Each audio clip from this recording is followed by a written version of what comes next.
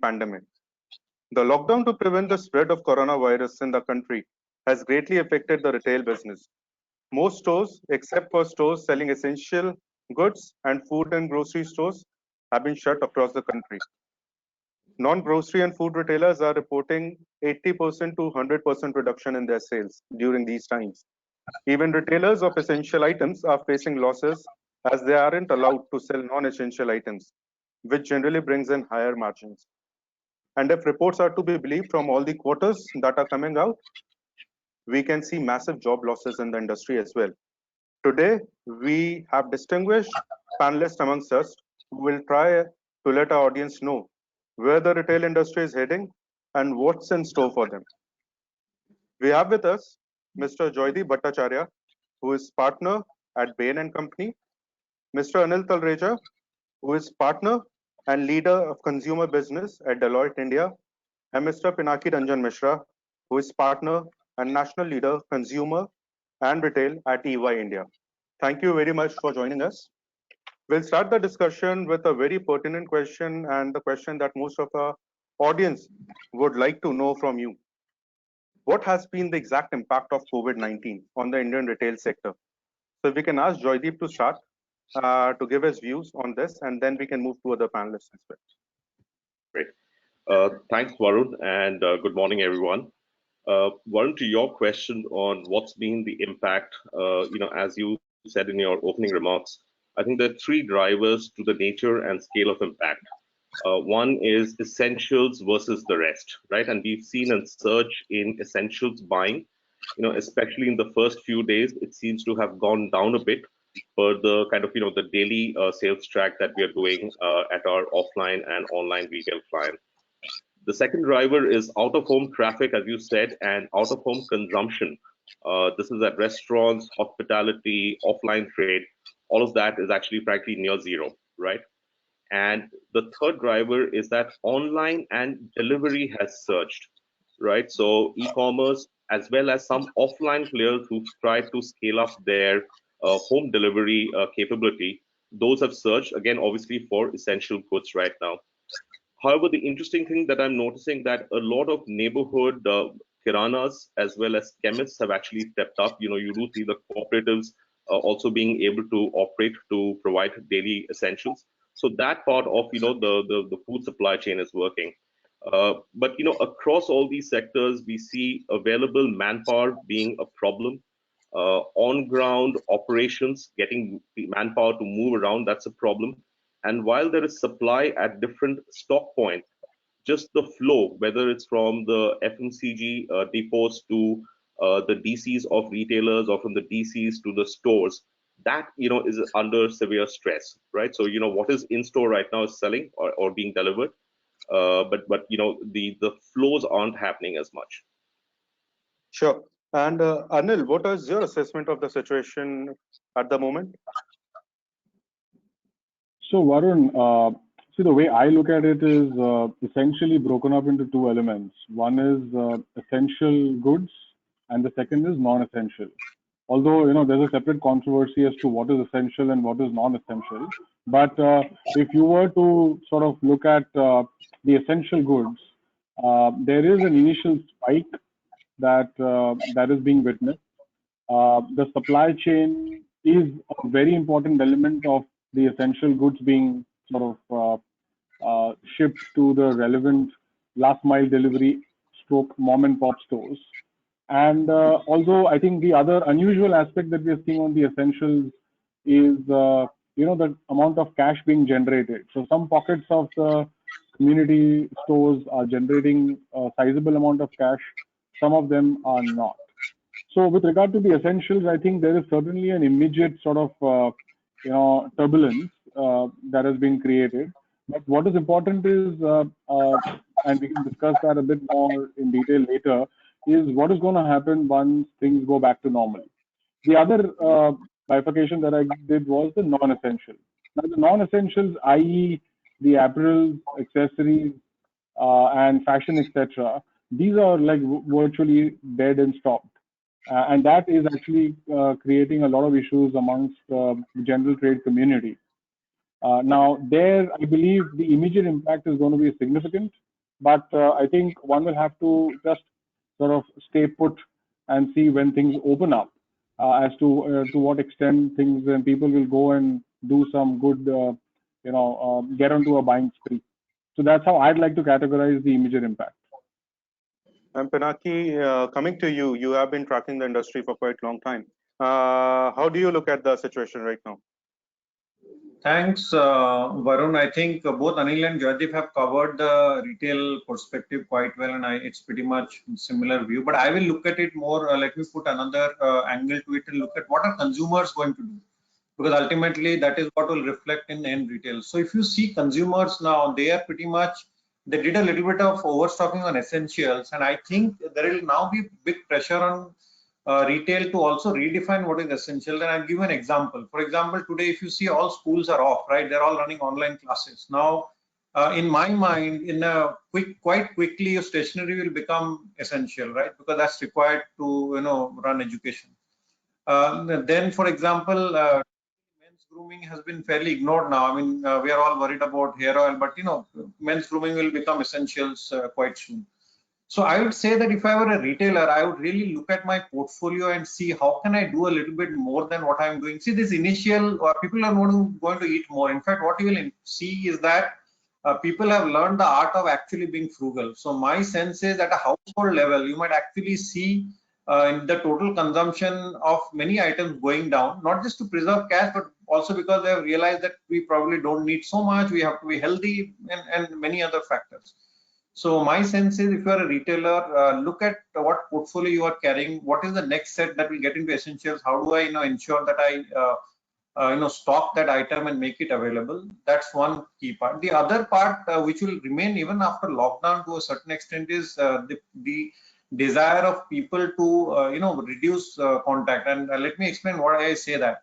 So if you see beforehand, entire family, every member was going shopping.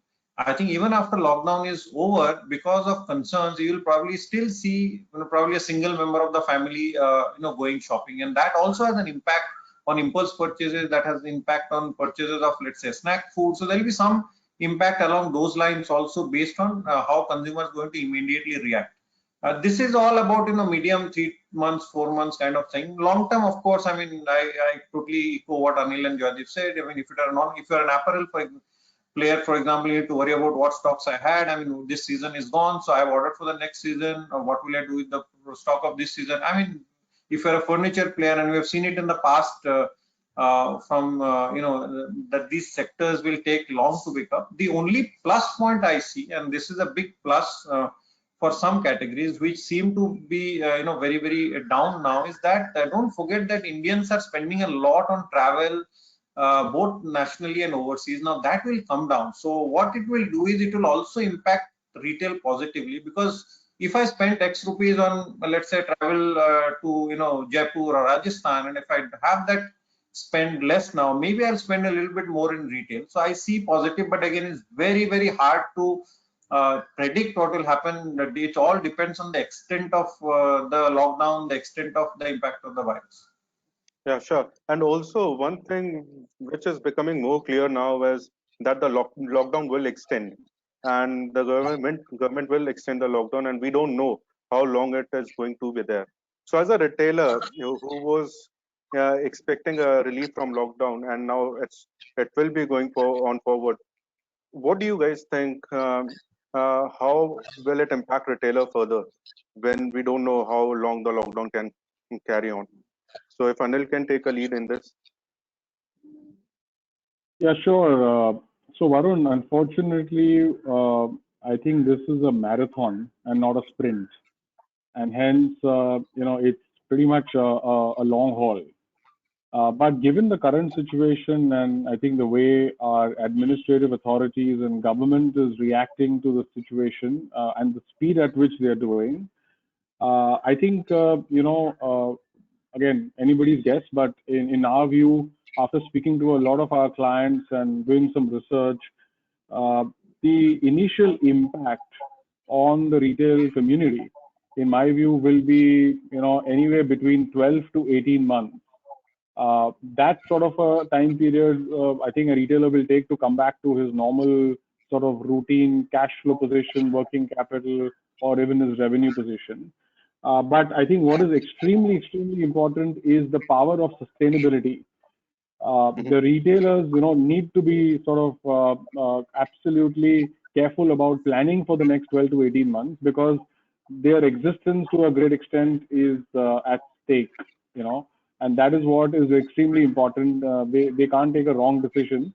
But given that they play their cards well, I believe 12 to 18 months is a reasonable sort of time for them to recover back to normal.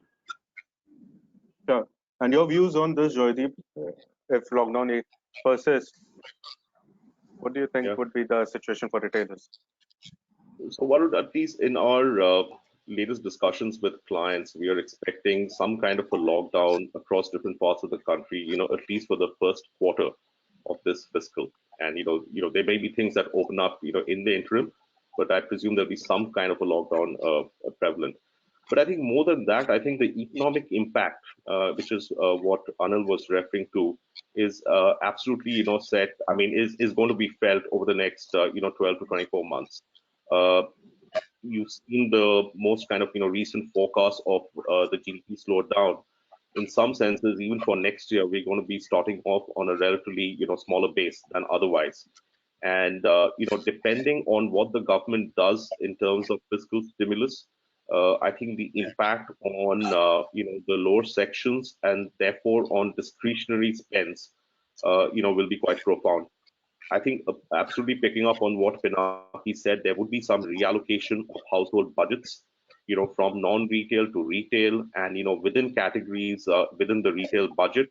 But that said, this particular fiscal year, and I would say, much of next fiscal year, while the health and the lockdown would go, but the economic impact of that would still continue to be felt. Sure. And Pinaki, the audience would like to know your views on this as well. See, as I said, I am very sure everybody has factored in that the lockdown will continue. I think we knew it, because if you hear and see the news every day, you realize cases are rising, and I think there is no way that we can go back to business as usual very soon. I mean, whether it will be next 2 weeks, 3 weeks, 4 weeks, or 2 months, we'll have to see. But again, the reality is that the government cannot stop the economy for a very long time. So what will happen is companies or the retailers need to be prepared for some level of business activity, in maybe a few weeks time. And I would say that instead of worrying a lot about revenue and which category will come first, I think if every retailer looks inward and sees that how do I make the most of what I am doing right now, because if you are an apparel retailer, you cannot start food and grocery business now, correct? So if you are in whichever sector you are in, be it grocery, don't forget that while people might be thinking that grocery business is doing great, but don't forget that bulk of the margin for them comes from general merchandise and apparel. So they are not doing as well as we think. Yes, the mom and pop, the kiranas have benefited greatly, and I think they probably will use this as an opportunity to become, more connected and more online, if I may use the term a little loosely. But the real task is it will continue. Retailers need to look inside, say how do they manage cost better, how do they manage cash smartly, and what is the best way they can tweak their business model to meet consumer demand so that they're ready for the change. I mean, I agree with Joydeep and Anil that it will take at least 12 months. I mean, my view is that it will be probably, as I said, we are in a kind of a react phase, which will be 2-3 months, and then there will be some kind of recovery phase, and then growth will only not come before 12 months for sure. I mean, depending again on which sector, there's some sectors will take longer. And the role of government also becomes very important to make sure that retail sector doesn't suffer that much. So this question is for all of you, as in, what do you think the government should do to help the retailers? Anyone can take a lead on this? So Varun, I will take a lead. I'm also working with our government team quite a lot. So we made a quick check on about a week back on the outstanding, payables to banks by several sectors. We picked up 5 sectors, which was about 11,000 crores of interest payment, out of which retail was almost 4,500. So it's a pretty big stress on the interest. So the first thing that the government should do is to probably see how they can help the sector by probably paying for this interest burden to the banks, because the banks are not likely to take a hit without government support.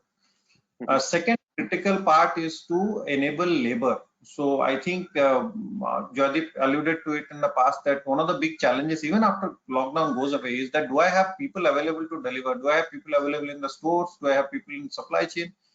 So how do we enable labor? I think the government is doing a great job, by the way. They have actually set up now, along with the states, a detailed heat map of 28,000 locations where the labor is concentrated now. They're trying to reach food and essential supply. They've identified schools, they've identified hospitals near these 28,000 locations. And the idea is slowly to see that as and when the lockdown opens, how do we make this available to the labor contractors so that then industry gets labor to work? Because without labor you can't produce either. So I think government has a very critical role beyond just saying that, okay, I will spend maybe 2% of GDP, maybe I will look at a fiscal deficit of 5% this year, because this is not the time for fiscal prudence. Apart from them on ground, I think they need to really help industry significantly to help in managing their cash flow, help in paying salaries, and also getting labor and supply chain working smoothly.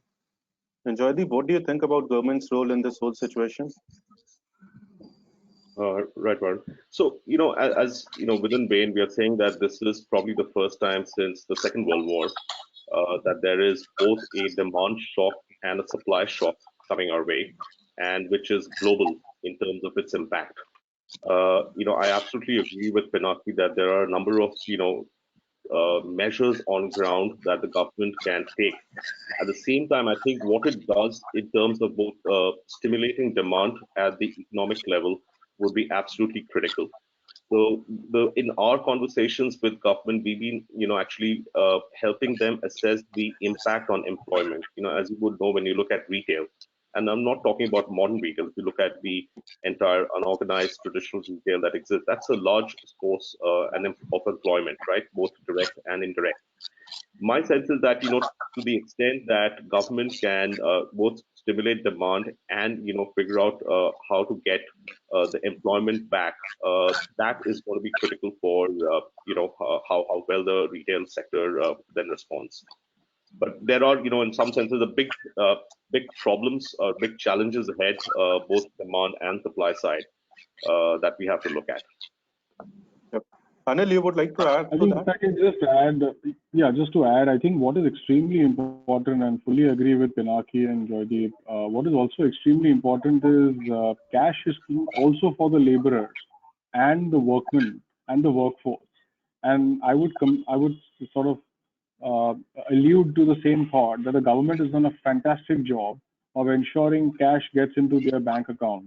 The first round of injection the government's given has ensured that these guys, are sort of at least in a position to have a breathing time for a while, so that they can use the cash that's in their bank account, whether it's any of the schemes the government has used. And I think that's a very smart move the government did.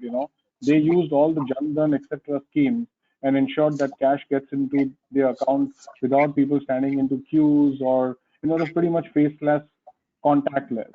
So I believe that has helped to have some stimulus into the larger workman economy. And I believe there will be more such situations the government will have to address. It's not the end of the road. As you said, we are running a marathon. So hats off to the government for that. Yeah. Anil, I would like to ask you a question, as in your, what do you think would be three big learnings for the retailers during this crisis? What would they have learned from this crisis, and what is important for them now? So Varun, there are actually many learnings, but let me just categorize this into three, as you said. So first is knowledge of the consumer and supplier. I think as a retailer, one of the biggest learnings is, do I know my suppliers or do I know my consumers well? Do I know what they ask for? Do I know, for example, where they live? What is their preference, whether it's a price band or color combination? So knowledge of the consumer is extremely important. The second important learning is very high quality of food hygiene. Now we all know how some of the retail stores, the mom and pop stores were in terms of hygiene. So one of the biggest learnings is, and I'm pretty sure once things open up, the stores will psychologically maintain that cleanliness stroke hygiene factor. So that is a very, it's actually a plus point of this sort of a situation. So that's, in my view, Sure. second. Yeah. And the third is to sort of resilience, stay calm, not to panic, and also plan things well. So, I was speaking to some of our clients, outside of India who are sort of pretty much experienced, and some of them in China. I think what I get to know is that the retailers were using an online communication not only to sell their goods, but also to inform their consumers about what are their stock levels. So if consumers, in the vicinity and in the community know that the retailer in about a kilometer radius from my house has got 3 times the capacity of my whole locality, then I'm not going to be hitting the panic button and standing in queues every day and sort of doing panic shopping. So I think the third important learning for the retailer is to sort of plan things well as to ensure that there is enough communication at the right time and the right pitch that is made to the consumer. Although there are some other economics, with regard to working capital, scenario planning, etc., which I'm not getting into. But the three big sort of learnings are knowledge, hygiene factor, and plan and sort of be a bit more patient and resilient so as to meet your objectives. Okay. Pinaki and Joydeep, anything you want to add into this learning aspect? Sure. Let me take that. So we see three, in addition to, what Anil, laid out so well. Number one is the importance of, short supply chains, right? Versus the long ones, right? So how do you actually have shorter supply chains? How do you actually make that move faster? Number one. Number two is in all my conversations with offline retail clients, prior to this, there was obviously a lot of opportunity in offline, and many of them hadn't really embraced an omni or an online channel strategy earlier. I think as people are realizing, it's best to play across as many channels to get to your shoppers and consumers, right? So I see that as a second learning.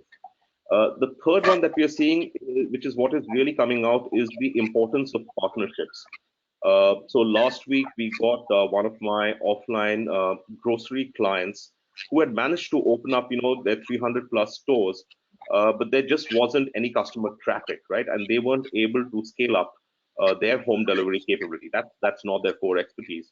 But we tied them up with an e-commerce, client of ours, who then both get orders on their platform, go to the offline store, pick it up, and then deliver it to the consumer's household.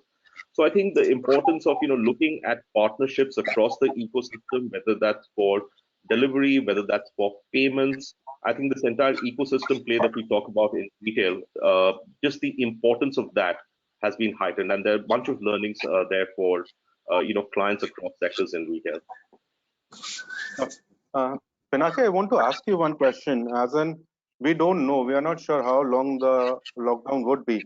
So, and there are a lot of retailers who have to shut stores because they're not allowed to open. Wanted to understand from you, what should retailers who are shut do in this idle time? If they have to be, they have to remain shut for next 3 months, 6 months. How can they, maximize productivity, and what should they do during this time? So I think, see, right now, as you rightly said, that there will be a hit on top line. I mean, what extent probably nobody knows, and that they'll have to figure out. But what they can really look for is how are their costs built up. And that's something which they can do sitting at home. They have all the necessary data. So what are the element of cost and what can they do about it? I mean, there's a people cost. There is, for example, rentals. I mean, then there is, for example, if you have loans, you have interest payments. So look hard at this cost. And I think I always have I view that this is a business which is a cash business. So if you are very leveraged, you always run into, whenever there's a shock like this, in any beat in any manner, COVID is just one of them, you suddenly find that a great business looks very sour. So I think you'll have to look at parts of your cost for sure. What best can you do? Also part of the business model. I mean, I'll give you an example that if I ever had an opportunity to open 100 stores by borrowing and let's say make 1,000 crores, should I do that or should I open 20 stores but make 200 crores but not borrow? These are the kind of decisions that you need to take for the future, and they will have a big defining impact on each retailer. So I would say plan, look at cost very, very seriously, what all you can manage. Look at your business model. Are there any elements? I mean, I'm not covering the online part. I think Anil and Joydeep have covered it quite well. So that's pretty much obvious that how do I become more online, have more partners to deliver. But at least look internally, a lot of data. The good part about retail is it's a fairly IT run business, so you have pretty much most of the data of your suppliers, your costs, of your where your fat is, which stores are performing, which stores are not performing. So now is the time to take these hard calls. If you have a store which is not performing for 2 years, maybe it will never perform. So what do I do about it? Things like that. So look hard at costs, look at your business model, and look at what change you need to do to make it survive. And this is for the long term. This is not just the immediate post-COVID response. Anil and Joydeep, anything to add to this? So actually, as it is said, that when the fishermen have to be at home, they are busy fixing their net, which is very similar to what Pinaki said. I think it's important for some of the retailers who are not in a position to be activated at this point to just sit back and think about what will they do, how will they plan their affairs once things open up. See, day one of a normal day is going to be again very unique. There'll be floods in terms of people coming over, stocks, as well as replenishment and suppliers, and there'll be lots of people. So demand supply situation is certainly going to hit another set of turbulence once things open up, and maybe for the next a month after things open up. And specifically, if it opens up in phases, all the more reason the demand supply will again, it'll take some time for the needle to stabilize. So thinking about one certain thing that the retailer should think, and that's the advice that I'd like to give, is how do I get to the online mode? How do I get contactless and faceless? Is there a way that I can reach out to my consumer if, God forbid, there is another lockdown that happens? How will I be in a position to perform better? Because this was sort of not planned. But if I plan things and if I have a sort of a disaster management plan within myself, I can get to the consumer in a virtual method. I think that is something that the retailer should certainly very seriously think and strategize. Sure. And Joydeep, how do you look at the scenario once the retail is up and running, maybe after 3 months, 6 months? How do you look at this? Right. And Varun, this goes back to, I think, what we started off with.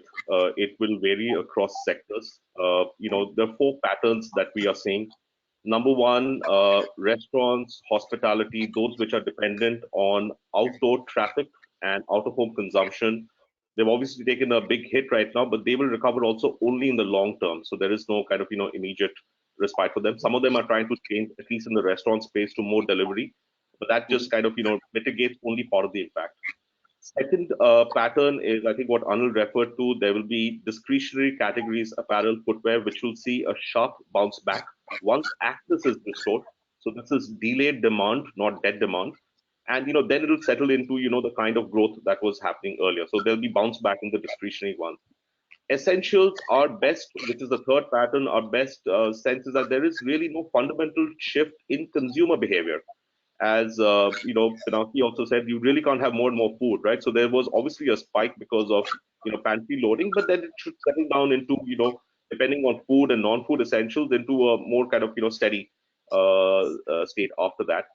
And the fourth one, which is sectors which are driven by at-home consumption or online, or whether that's food delivery, whether that's e-commerce, distance learning, distance healthcare, all of those, have both seen a spike, and we expect that to actually accelerate going forward. So those are the, four patterns that we are seeing. There's some, very interesting data coming out from China, very early days in China itself, which seem to kind of, speak to those kind of, spikes and patterns, even as we speak now.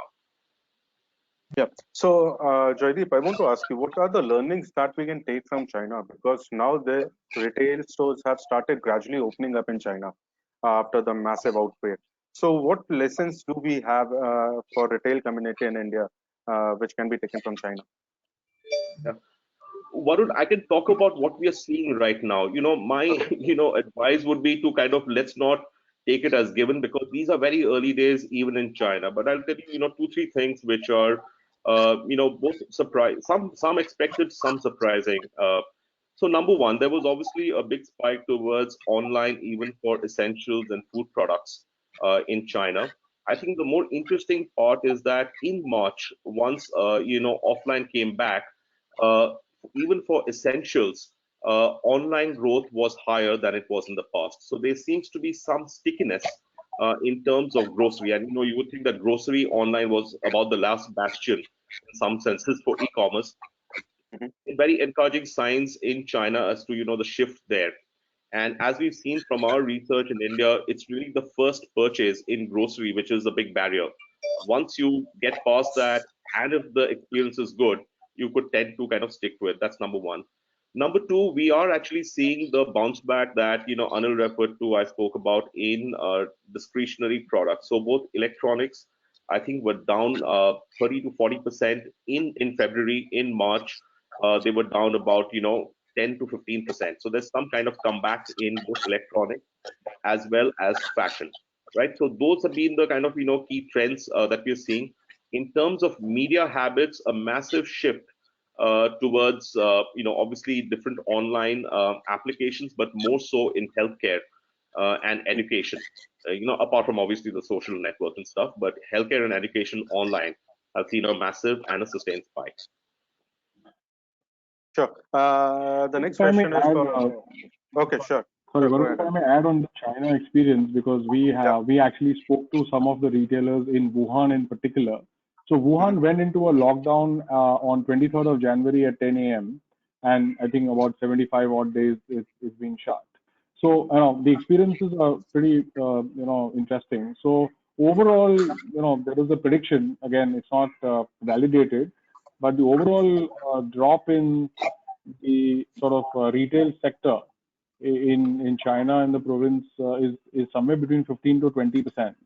But there was also a spike of essentials of about 3 to 5%.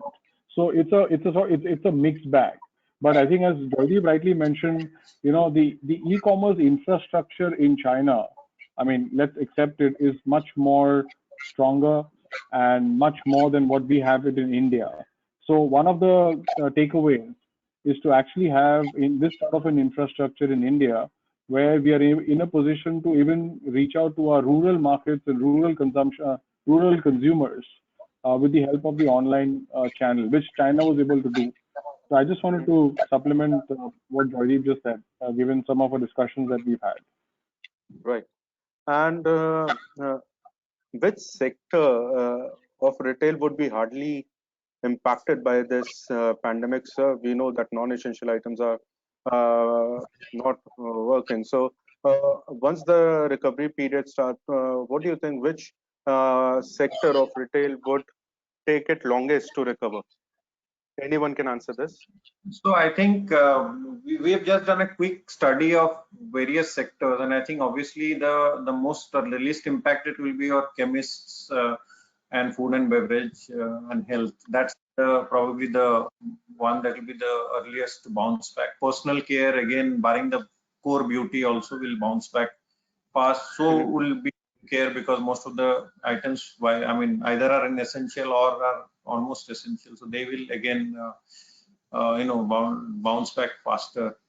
What will take a little longer is probably your furniture, your electronics to some extent. I am just hoping that in general it would take time, but in India, because of the big season coming in Diwali and all, I'm just hoping that there will be deferred purchase and its impact will be lower. Otherwise, that would have again been because it's a not discretionary item, there would have been a big impact. Now, there are two parts to this, to the issue. So one part is your personal care, home care, daily essentials, food and grocery. The other part is the slightly more discretionary. And the biggest challenge, the biggest unknown today is that what is the extent of income loss and what is the extent of job loss. That will determine how the second part of the portfolio will, how far they'll return. So if for example, it's a short-lived, then people's salaries don't get cut or the government helps in pushing out some cash, this recovery will be much faster. Yeah. Joydeep, your view on this?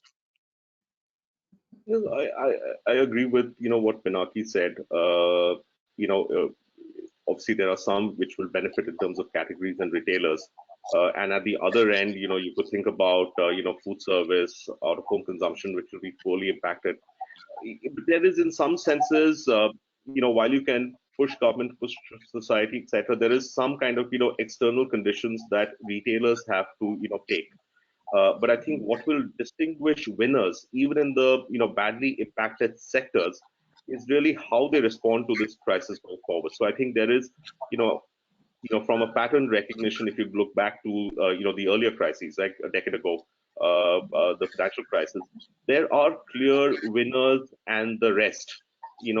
Post a crisis period, we've seen rankings amongst players in a sector change far more often, immediately post crisis than otherwise. So I think, yes, the sector conditions and the specific retail subsector conditions will be what they are. But to the extent that individual companies really think about, going back to saying, how do I, manage my cost? How do I think about my business model? Picking up some of the things that Pinaki said, that's what's really going to distinguish. A quick factoid, I've been talking about restaurants really face the maximum brunt. But if you look at the period post 2009 in the US, most QSRs, Starbucks, Chipotle, McDonald's actually grew their market cap by 3 or 4 times in the period right after that. So between 2009 and 13, their market cap, already a decent one, while it had taken a beating, grew about 4 to 5 times in that period. So I think there's a case to for each individual company to think about how it is going to respond, given some sectoral conditions as given. Sure. Anil, you would like to add something to it? Yeah, I would agree with what Pinaki said in terms of the sectors which will not be impacted and those which will be impacted most. But just wanted to add from my side, I think a couple of more sectors that I feel may have a more severe impact, which is more, the accessories, fashion, and also consumer durables, because there is a huge dependency on China.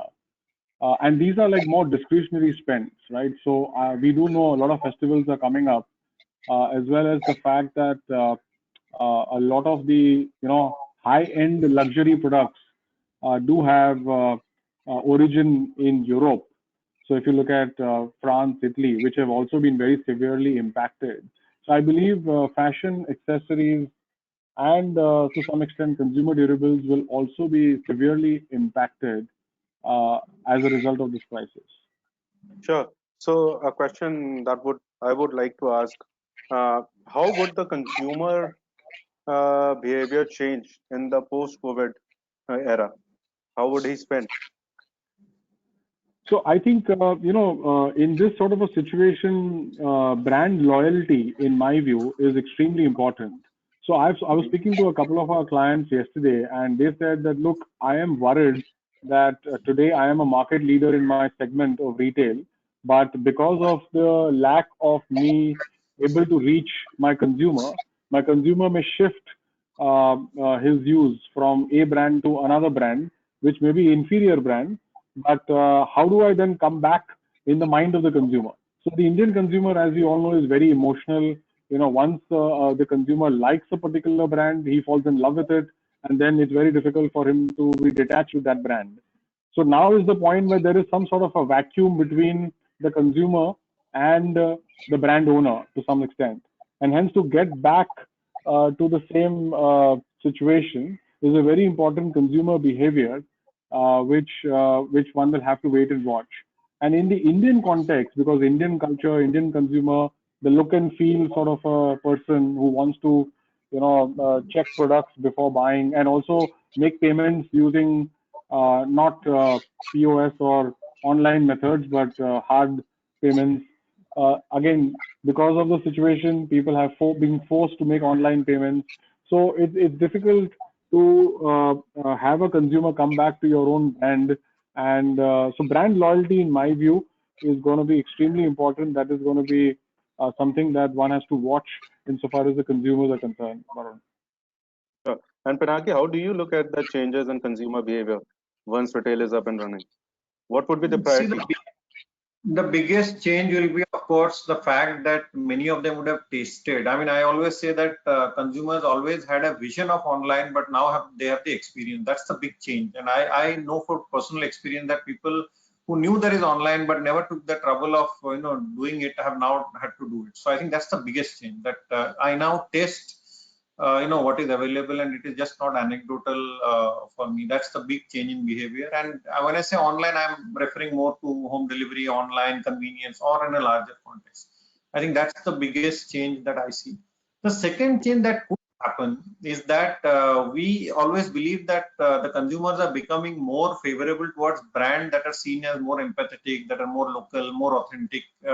I think that there is an opportunity for brands to really force. So, for example, I'm aware of a company that sent a message to all its consumers, customers, saying that you'll be happy to know that we have paid all our associates' salary for the month of March. I mean, this is the kind of communication that you can do to say that, look, while in all this trouble, we are somebody who cares for our employees, who cares for everyone. I think that aspect, which in India is often undermined, I would say, to a large extent, but I think that will become very, very critical.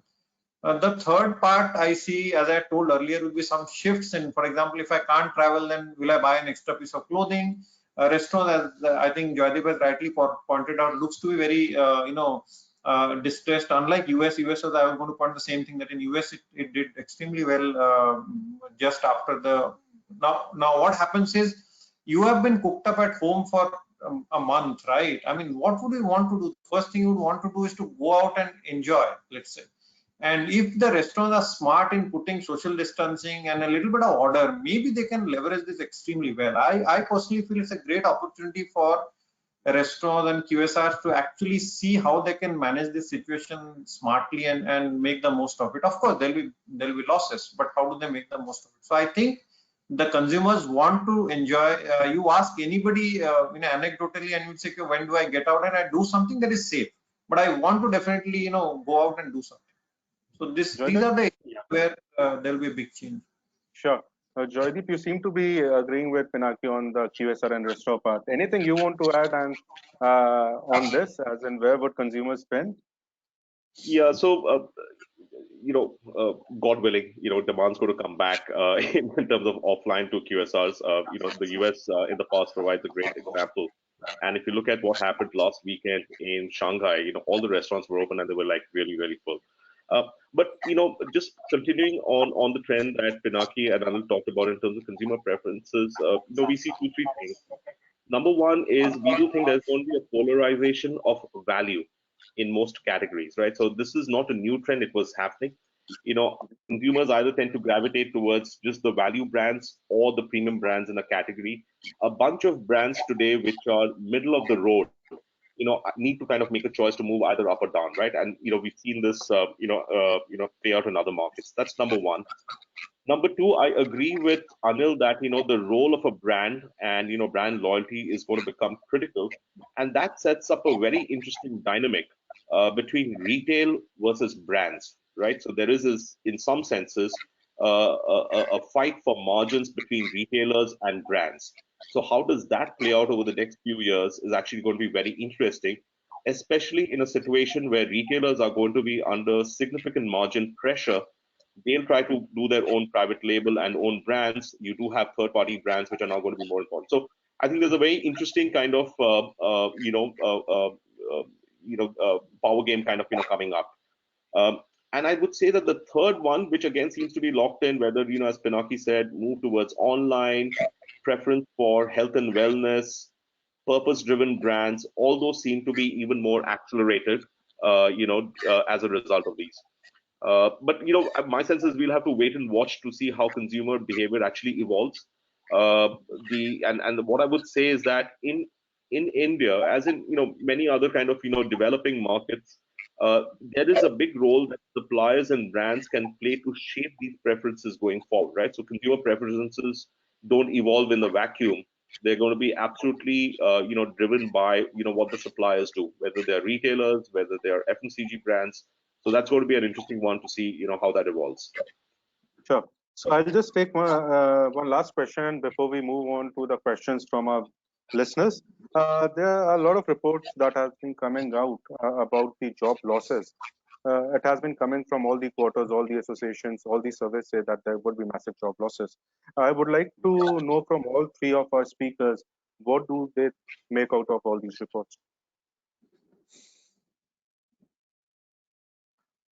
So Okay, so I'll take this first. So basically, I think, as I had told earlier, there will be job losses. It is inevitable. I think we can avoid it. But there is a bit of a difference to the situation to this time.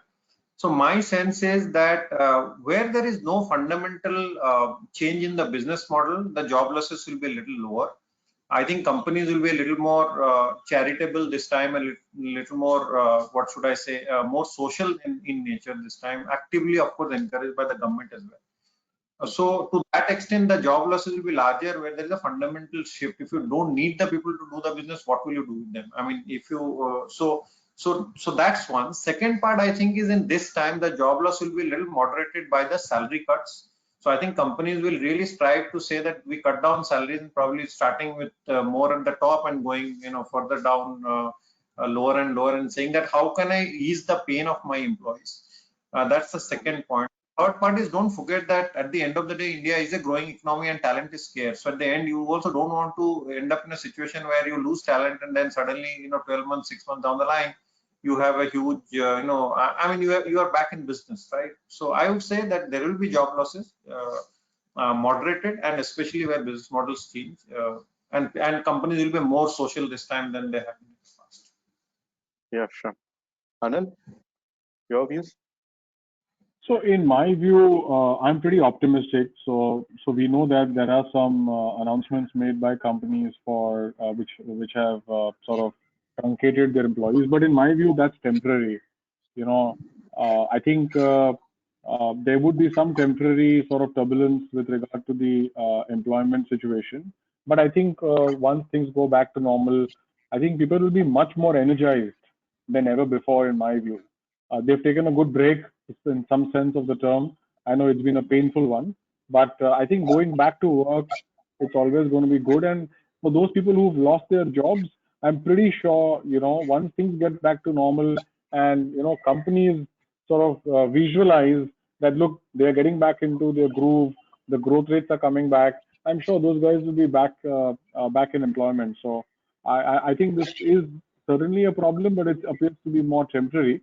And it's a matter of time that things will be better off. Yeah. We'll move to Joydeep for his views. Nothing substantially different to add, to Pinaki and Anil's views, Varun. Yep.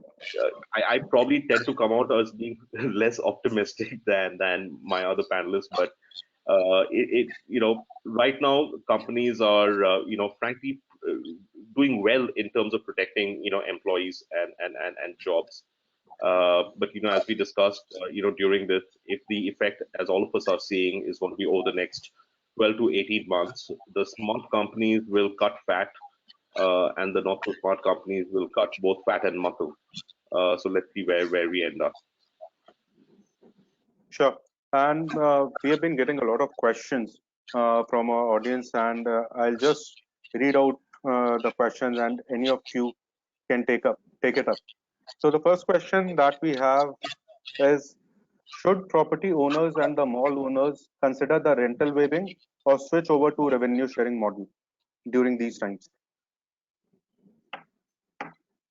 So I'll take that. So I think it is already happening, and because the mall owners are extremely worried about their own business. Imagine if today, I shut down in a mall and I walk out, they're not going to get a replacement retailer from me, right? So it's in the interest of the mall owners as well as to defer interest. So already they have announced 1 month, the deferment during lockdown, and I think there is active discussion going on rent reduction, moving into a percentage of top line. So this is already in most big mall owners that I am aware of are already thinking in these terms. Okay. The other question from a listener is there has been a lot of talk of force majeure clauses in retail agreements. Do you see this as a long drawn out legal issue? And how many retailers are looking at these seriously? So I can react to that. Yeah. So I think so. It is a very common issue. We've had this discussion with a lot of retailers, and it will certainly be a point of discussion between the two contracting parties. But having said that, I think one will have to look at the overall terms and conditions of the agreement and what are the other clauses, damages, compensation, moratorium, etc. I don't think, frankly, it will be a long drawn affair because in some situations it may be, but with some exceptions, I think this may not be a long drawn affair because I think there are certain propositions which are undisputable. Like today, it is something which no one had expected. So there could be a qualifying criteria for force majeure. But what is extremely important is if there are any, there is an impact to the income or the profitability of a company as a result of invoking force majeure, I think that could create some sort of a complication with regard to how do I account for it, whether do I offer this to tax. I think that is something that may be a more long drawn affair as opposed to just resolving with the contracting parties uh, with regard to agreeing or not agreeing to the force majeure, in my view. Sure. The next question is, how quickly should established modern retail chains ramp up their online strategy and partner with aggregators like Dunzo, Swiggy Go to enable home delivery? Okay, let me take that.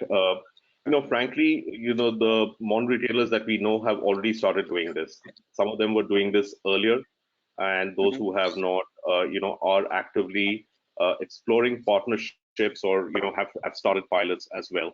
Apart from that, you see a bunch of FMCG companies as well tie up. So I think, as we've all been saying, the asset which can help deliver the purchase to a consumer's household is a valuable one. There are a number of people who could actually offer that, and those who are purely offline today, have already started doing this. To me, I think this is almost like a dress rehearsal for a new world coming up. Sure. And the other question is, do you think B and C class retailers will grow because customers would like to buy from their nearest shops?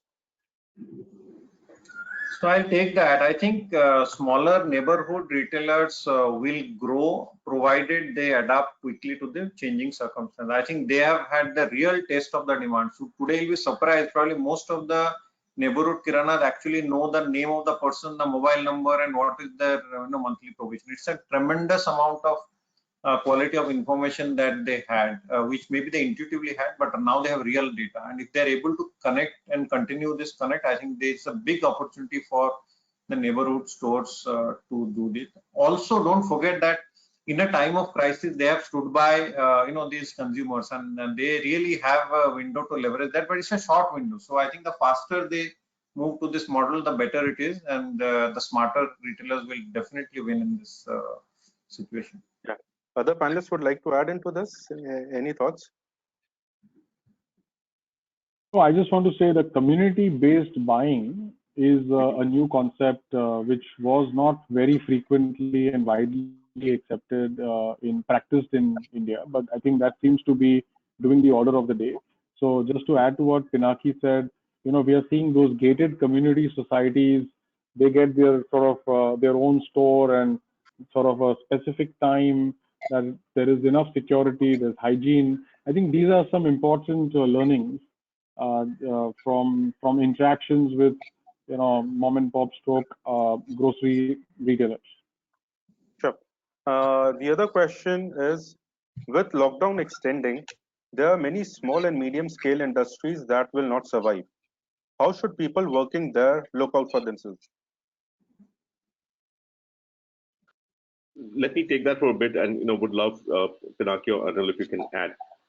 So we are at least seeing, let's say, large buyers either extend some credit, or if there's some outstanding clear dues, to actually get them going. Because if a large part of your supply chain breaks down, then as and when access opens up, it's going to be very difficult to get things back. So we are seeing at least some of the, whether it's the larger retailers or the larger consumer products companies, actually work actively with their SME suppliers, just in terms of easing their credit and their working capital requirements. Now, if that kind of takes up, and or if there is an appropriate response from government to ease this, I think that would be essential to keep the supply chain moving once kind of full mobility is restored. So if I may add, I think Anil, go ahead. So I was just mentioning my earlier point on sustainability. I think that's a key element that I still believe, and it's very important for retailers to keep in mind. But just to add to what Joydeep says, I think one of the outcome of this sort of a situation could be consolidation in this space. So we do anticipate there may be small-sized M&A activities. There could be consolidation of a few of these companies or brands coming together, just to ensure that if one of them is not able to sustain, at least four of them coming together, could sort of have the wherewithal and the strength to manage the situation in a joint way. So that was just what I thought I'll add to what Joydeep said. Pinaki, you want to add something to this? No, I think I personally feel that there are a lot of new opportunities that will open up, and as I said, this is fairly temporary. There's no fundamental shift, so there will be opportunities for these companies as well, for the smaller companies. And don't forget that in India they form a fairly important part of the supply chain. Maybe not very overtly visible, but they are a very critical part, and where they play a big role is keeping costs down and keeping the supply chain a bit nimble. I don't think that will go away. Yes, I mean, in pockets or in places there could be some shock, but I don't see this as a big long-term problem for them. I'm sure they'll find some way to survive. Sure.